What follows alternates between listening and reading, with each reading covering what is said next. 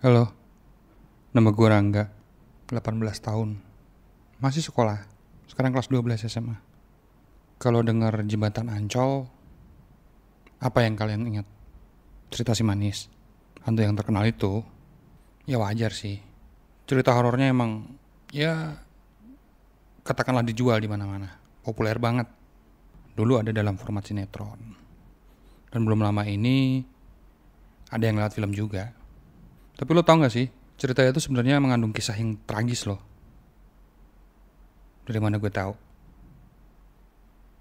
So gue tahu semua karena diceritain langsung sama si manis. Si manis yang sampai sekarang masih nunggu di jembatan Ancol. Lu boleh bilang, bohong lu. Ya terserah. Tapi gue minta satu hal. Tolong dengerin sampai habis. Kelar itu, lu boleh tentuin mau percaya apa enggak. Yang jelas, ini adalah kisah pilu, sedih, dan yang bakalan sulit gue lupain. Persami bukan jurnalisme investigasi. Persami bukan jurnalisme data. Persami adalah jurnalisme yang bukan-bukan.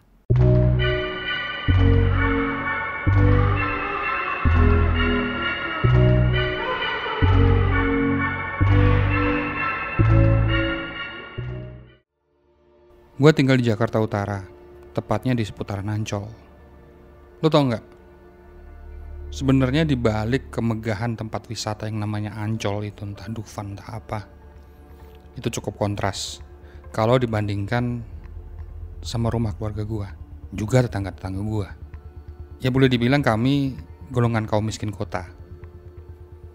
Banyak dari kami yang menggantungkan hidup dari jualan kaki lima, jadi buruh kasar, buruh pelabuhan, atau pekerjaan-pekerjaan lain yang mungkin lo anggap gak keren. Kalau lagi suntuk, gue sering motoran sendirian di sekitar pantai. Motoran sendirian di pantai sering jadi pelarian kalau gue lagi penat, lagi konflik di rumah, lagi ada masalah sama temen. Gue juga sering nongkrong sendirian di warkop sampai tengah malam, sampai subuh bahkan. Cerita ganjil ini gue alamin pas malam Senin. Waktu itu udah jam 2 pagi. Gue lagi naik motor sendirian pulang.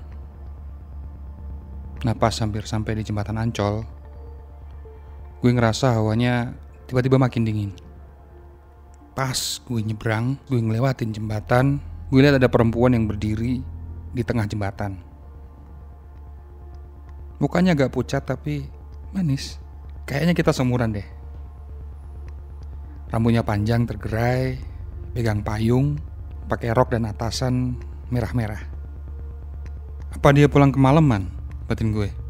Kan udah gak ada angkutan umum. Masa gak ada yang nganter sih? Karena kasihan, gue tawarkan untuk antar dia pulang. Anehnya nih, dia jawab cuma sebatas anggukan kepala. It's okay. Barangkali dia malu. Tapi untungnya dia nerangin alamat rumahnya. Cuman agak jauhan. Ya gak apa-apa lah. Lagi suntuk ini. Sepanjang jalan gue coba buat ngebuka obrolan. Ya biar gak garing aja. Dan jawabannya irit-irit, pendek-pendek. Tapi lama-lama dia bisa rileks kok. Dia bahkan mau cerita pengalaman pahit temennya. Dan yang gak gue sangka akan berakhir tragis, ngeri, dan bikin malam itu jadi malam paling horor yang pernah gue alamin dalam hidupku. Makasih mas, udah mau nganterin aku. Maaf udah ngerepotin. Mas, aku boleh cerita gak? Tentang seorang perempuan namanya Siti Arirah, tapi biasa dipanggil Maryam. Maryam ini tinggal sama ibu dan kakak perempuannya. Dia itu udah gak punya bapak dari kecil. Jadi gak punya sosok yang bisa menopang kehidupan mereka bertiga. Sejak kecil, Maryam dan keluarganya hidup menumpang di rumah seorang juragan kaya. Bentuk rumahnya kayak pavilion. Nah, Maryam ngerjain apa aja, kayak pembantu lah, asal tetap bisa makan. Pas Maryam udah gede, sekitar 16 tahun, tiba-tiba si juragan mau meminangnya. Maryam kaget dong dengar kabar itu. Dia galau, bingung juga. Dia gak habis pikir pokoknya. Kenapa laki-laki yang udah punya istri dan anak pengen ngawinin bocah bau kencur kayak dia? Maryam tahu sih poligami memang gak dilarang. Tapi kenapa dirinya?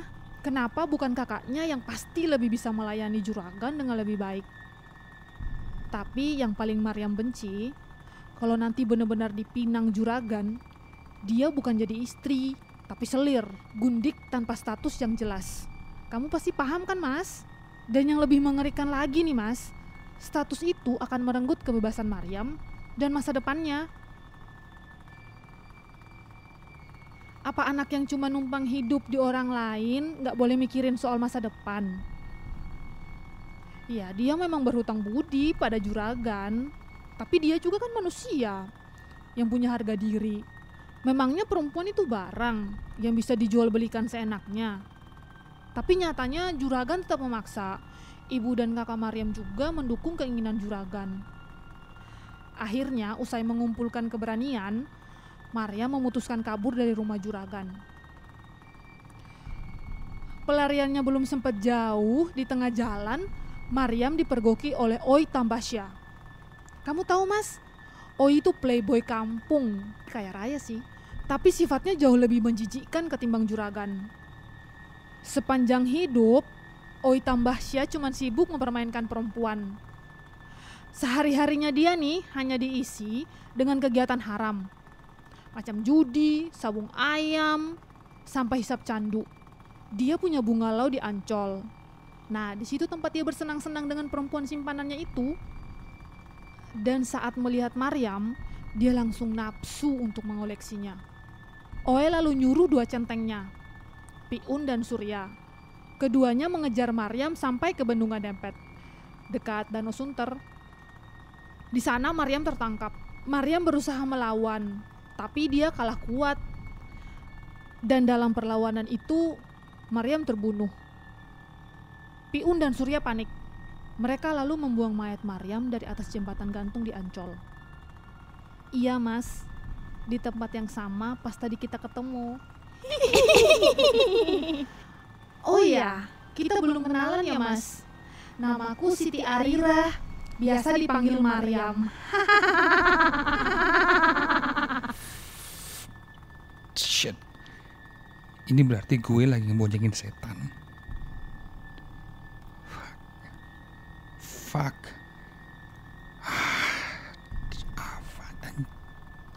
Oke, tenang. Tenang Rangga, tenang. Ini pasti cuma halusinasi. Atau prank. Pasti ini prank. Gue berhentiin motor gue agak mendadak. Dan ini momen paling menegangkan.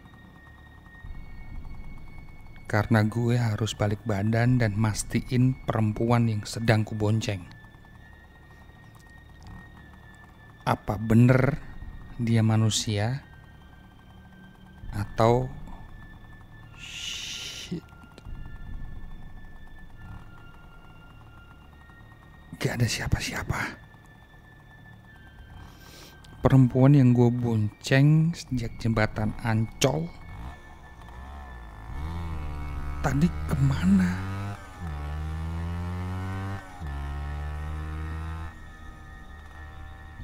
Sepanjang perjalanan pulang, gue masih kebayang-bayang wajahnya.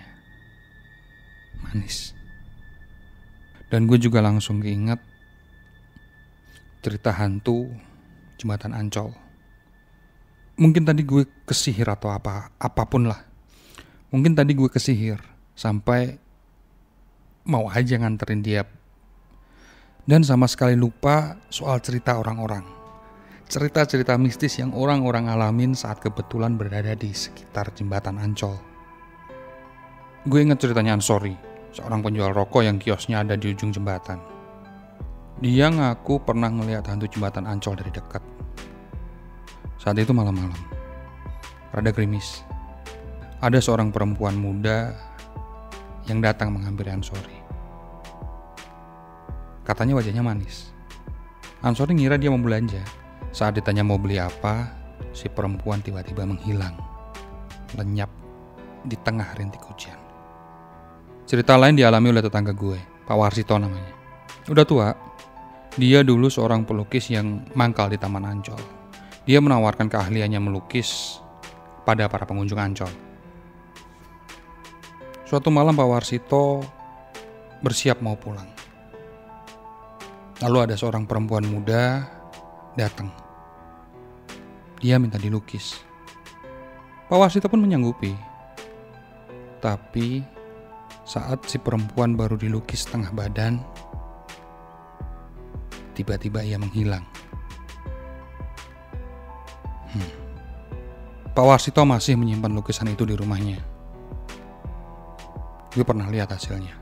Dan wajah perempuan yang dia lukis persis kayak perempuan yang tadi gue boncengin. Wajahnya, ya lu bisa bayangin lah. Ya emang manis, cantik. Mungkin karena itu asal usul nama si manis jembatan Ancol. Seorang perempuan muda, cantik, yang jadi korban kebejatan para pria hidung belang. Lalu arwahnya gak tenang dan menghantui orang-orang. Awalnya gue kira dia hanya meneror para pria bajingan. Tapi gak tahu kenapa malam itu ia menampakkan dirinya sama gue. Apa gue bajingan ya? Calon mungkin? Enggak lah. Jujur gue sebenarnya nggak terlalu terganggu. Kalau diingat-ingat lagi, malam itu justru gue ngerasa sedih karena ceritanya yang tragis. Sedih karena mengingat kisah yang sama bisa aja menimpa perempuan-perempuan lain. Bahkan di zaman sekarang, zaman yang katanya lebih beradab.